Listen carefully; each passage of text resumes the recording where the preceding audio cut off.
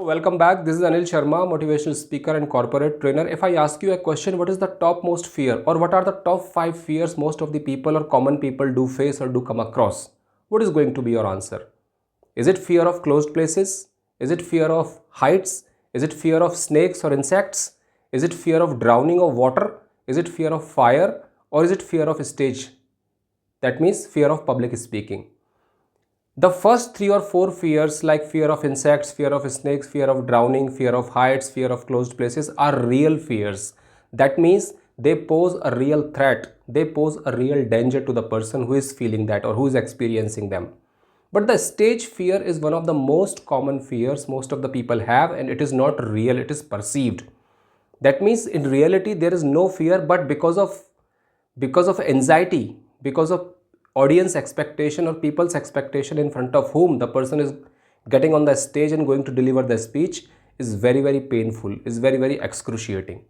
So stage fear is one of the most common fears which most of the people, leaders, managers, bosses, academicians, students, or even housewives, they feel and they come across.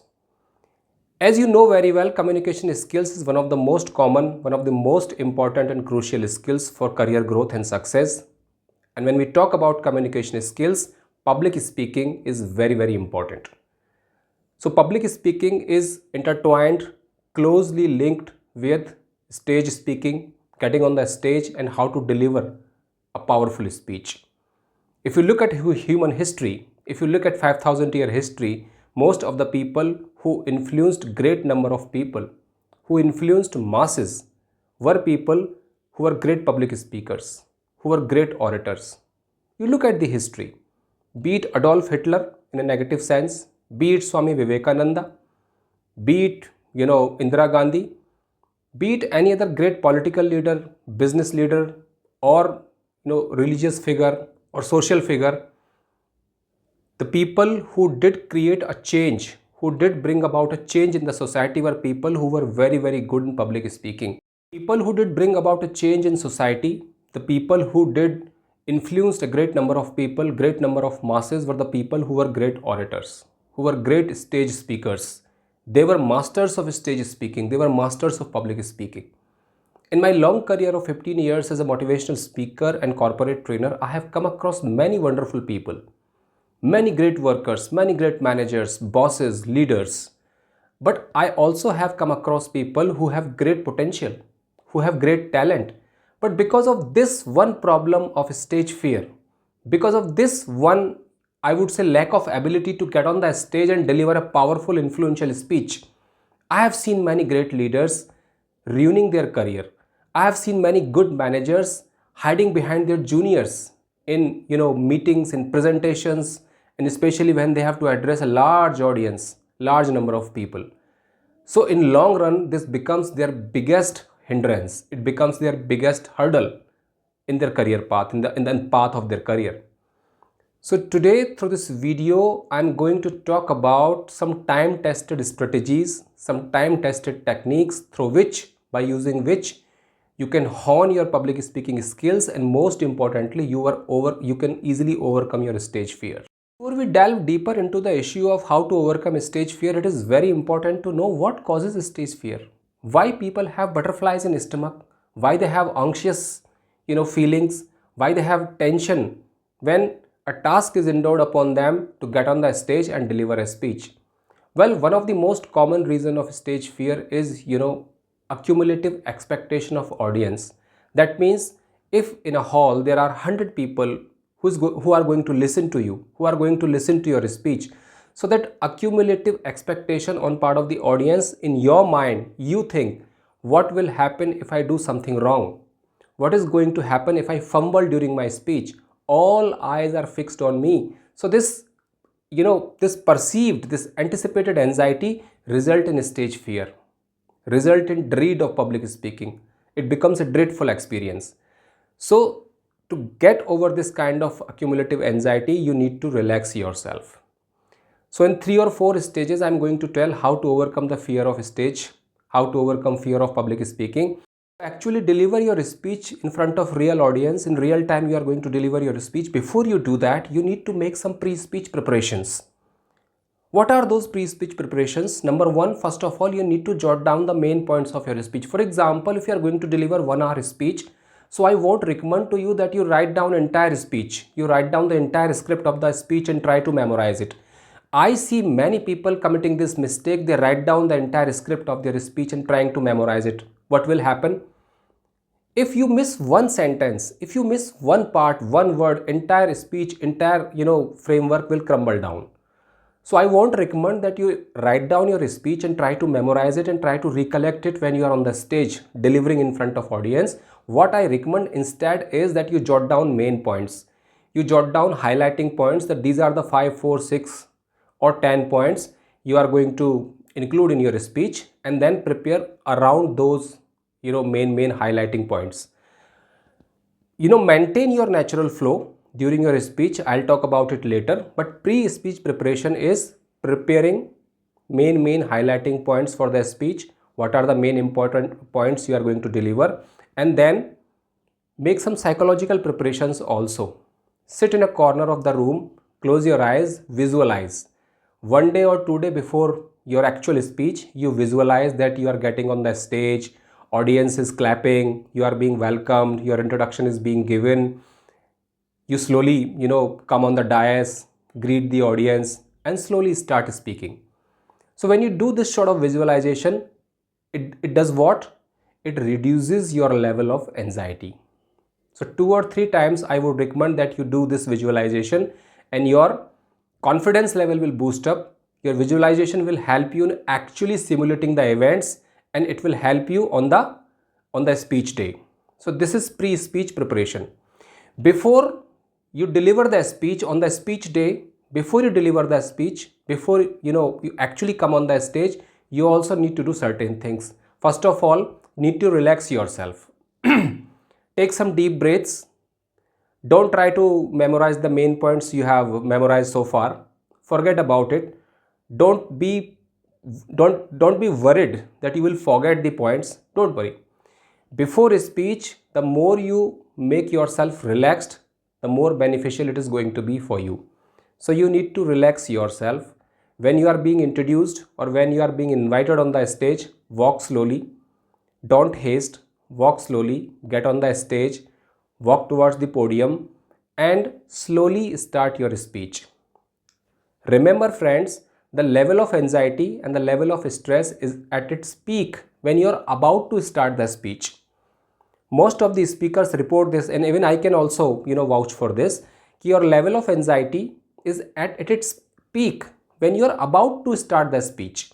So you need to relax yourself at that juncture. You need to relax yourself at that particular point, because in the starting, in the very beginning, if you fumble, your whole speech will go haywire, and your whole impression will be disrupted. It will become very bad thing in front of the audience. So I would recommend you take time, take some deep breaths, relax yourself, and start your speech in a slow, easy way.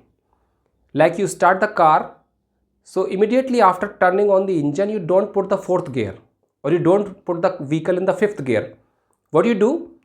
You run the engine idle for 1 minute or 30 seconds, then you slowly put it in gear number 1. Then it picks up to speed, then you put it in gear number 2. Same is the case with public speaking also. So you have to start slowly. Once your level of anxiety comes down, once you settled yourself down, once you become confident, become comfortable, then you pick the pace. I would recommend that instead of straight away going on the stage and starting your speech, do some sort of interaction, some sort of joke, some sort of anecdote sharing with the audience, some sort of question, asking questions in front of audience. So you can ask some question from the audience, you can share some small story or some anecdote. That works as ice breaking. It is an ice breaking tool. So once you're comfortable with the audience, once audience is comfortable with you, then you start the speech. It will create a good positive impact on your audience. So this is how you can start the speech. During speech, your body language, your audience connectivity matters. I see many public speakers who do not maintain, graceful, positive body language, positive body movement. And audience connectivity is the soul of public speaking. If you are delivering a speech in a monotonous, in a boring way, and in any way your audience is not getting connected with you, that speech is not going to be impactful, and the audience soon will become bored. They will either look here and there and will try to avoid your speech. So audience connectivity is very important. In audience connectivity, mingling, mixing up with the audience, your body language, your movement on the stage, your eye contact, your hand movements, they all play very important and vital role. So during your speech, do not be stagnant. Do not stand at one place. Keep moving from side to side, from one end of the stage to another end, in a slow and graceful way, and try to connect with the audience. During your speech, you can also ask certain questions from the audience. You get their input. In this way, you will be engaging audience in your speech. So this is very important. So during a speech, two things stand out. Number one, your body movements, your body language, which should be positive. Your eye contact, that means you held your audience in the net of your eye movements. I mean, every person among your audience should feel that this person is communicating with me. This person is communicating with me. Even last person who is sitting in the last row, on the last bench or last chair, should feel that this speaker is speaking to me. Your eye contact should be such. It should keep moving back and forth, left and right, center, up and down, so that audience feel that this speaker is not directing his speech or is not looking at a particular person or group of people, but interacting with entire audience. This is very important. And last, when you conclude the speech, I see many people, many speakers who in a jerky way, in a quick way, they just conclude the speech, say thank you and get down the stage. No.